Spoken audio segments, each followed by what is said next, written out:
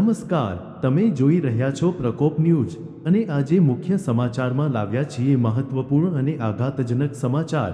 કાશ્મીરમાં એક ગેરવાર્તાલાપી ઘટનામાં આતંકવાદીઓએ 28 લોકોની હત્યા કરી છે। આ હત્યાઓમાં અમુક લોકોને તેમને તેમના ધર્મ પૂછીને ગોળીઓ મારી હતી। આ જ ખૂણામાં ધોરાજી શહેરમાં તે લોકોએ શ્રદ્ધાંજલિ આપતા અને વિરોધ પ્રદર્શન કરતા ભારે ગુસ્સો વ્યક્ત કર્યો। ધોરાજી શહેરમાં હિન્દુ સમાજના સંગઠનો, વિશ્વ હિન્દુ પરિષદ, બજરંગ દળ સહિતના અનેક હિન્દુ સંસ્થાઓએ આ મામલાની નિંદા કરી અને શ્રદ્ધાંજલિ આપી।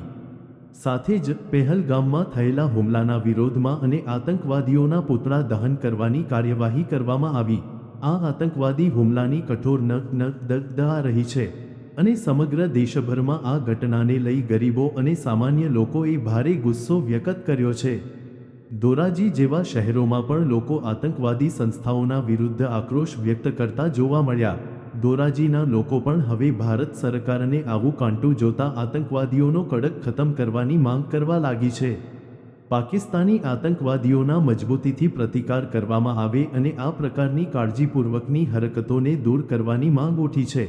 સંપૂર્ણ દેશમાં અને ખાસ કરીને ધોરાજી શહેરમાં આતંકવાદીઓના વિરુદ્ધ વિસ્ફોટક વિરોધ થઈ રહ્યો છે। લોકોનો એ પણ માનવો છે કે આતંકવાદનો અંત લાવવો હવે સમયની માંગ છે। અહેવાલ આપ્યો છે વિપુલ ધામેચાએ। આપના માટે પ્રકોપ ન્યૂઝ આજે માટે બસ આટલું જ। નમસ્કાર, ફરી મળશે નવા સમાચારો અને અપડેટ્સ સાથે। જોતા રહો પ્રકોપ ન્યૂઝ। આભાર। મારું નામ ગંભીરસિંહ વાળા, પૂર્વ સૈનિક। 2 દિવસ પહેલા પુલવામા જે અટેક થયો, જે 26 થી 27 મૃત્યુ થયા। આ જે અટેક થયો છે એ બહુ દુર્ભાગ્ય અને બહુ અફસોસ અને દુઃખની વાત છે। એમાં એક તો એવા છે અમારા લેફ્ટનન્ટ નેવીના, જે કે 7 ફેરા અને 7 દિવસ જે શહીદ થયા છે। એટલે આ એક બહુ ઘટના કહેવાય।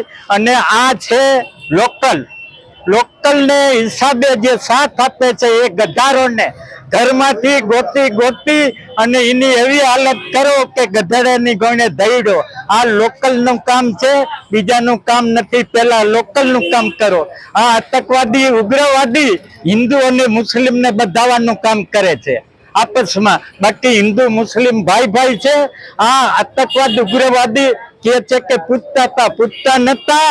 એ હિન્દુ અને મુસ્લિમને ઝઘડો કરાવવા હાટું થઈ અને એક કૌભાંડ કર્યું છે, એક ચાલ રમી છે। તો આપણે સમજવાનું છે, આપણે ઝઘડો નથી કરવો હિન્દુ મુસલમાનને, પણ આવા ગદ્દારોને કાશ્મીર અને શ્રીનગર માંથી ગોતી અને એને ખતમ કરવા છે। એક કામ સરકારે બહુ સારું કર્યું કે પાણી બંધ કર્યું, હોકા પાણી બંધ કર્યા।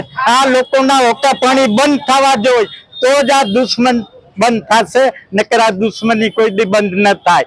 આ સિવાય એક ને વીણી આજ અમે ગુજરાતની માલિકો 30 થી 32 પૂર્વ સૈનિકો થાય। સરકાર હુકમ કરે તો અમે આજ પણ બોર્ડર ઉપર જઈ અને હથિયાર ઉપાડીને એક ને વીણીને મારવા તૈયાર છે। સરકાર હુકમ કરવો જોઈએ કે અમે 32,000 છે પૂર્વ સૈનિકો, એક નહીં 32,000 અમે બોર્ડર ઉપર જવા તૈયાર છે। સરકાર હુકમ કરે। જય